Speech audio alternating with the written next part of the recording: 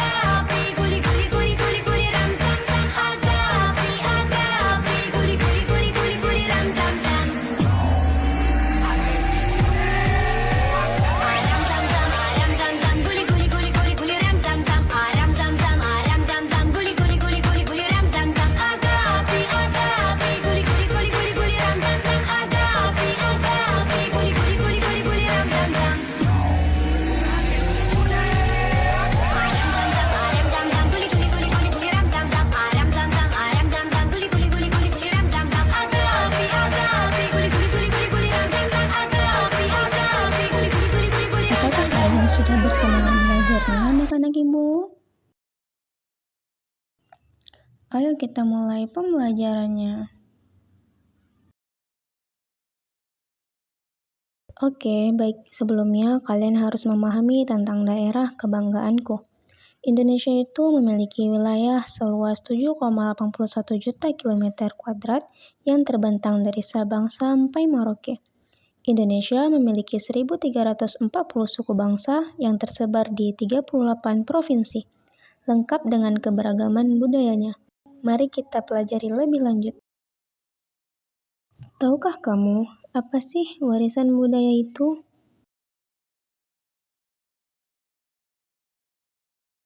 Warisan budaya adalah peninggalan yang merepresentasikan sistem nilai, kepercayaan, tradisi, gaya hidup, dan jejak-jejak suatu kebudayaan yang terus-menerus diwariskan dari masa lalu hingga masa sekarang. Jauh sebelum bangsa asing datang ke Nusantara, masyarakat Nusantara sudah saling berintegrasi antar kendaraan di Nusantara. Kedatangan bangsa asing seperti perdagangan Tionghoa, Arab, India, Portugis, Inggris, Belanda juga menyebabkan masuknya budaya yang mereka bawa dari negara asal mereka. Budaya-budaya yang dibawa oleh bangsa asing tersebut lambat laun diterima oleh masyarakat lokal dan mempengaruhi budaya lokal hingga membentuk budaya yang merupakan pencampuran dari keduanya, yang disebut sebagai akulturasi.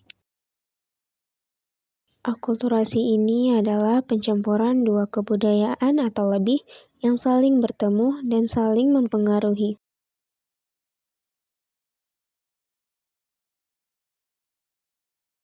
Warisan budaya terbagi menjadi dua bagian, yaitu warisan budaya benda dan warisan budaya tak benda.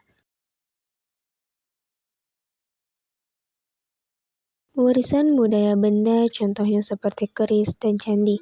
Warisan budaya benda adalah warisan budaya yang terbentuk benda material atau fisik yang dapat dilihat dan diraba. Sedangkan warisan budaya tak benda contohnya seperti nari dan olahraga. Warisan budaya tak benda adalah budaya yang tidak dapat dipegang dan diwariskan secara turun-temurun dari generasi ke generasi.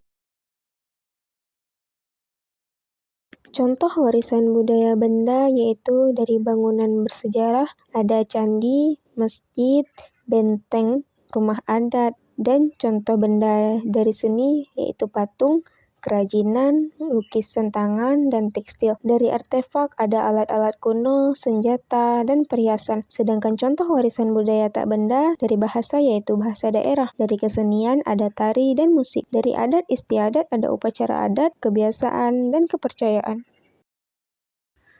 Cara menjaga warisan budaya dibagi dua, yaitu pemugaran dan mempelajarinya. Pemugaran ialah proses memulihkan suatu bangunan atau benda bersejarah ke kondisi semula atau sedekat mungkin dengan kondisi aslinya.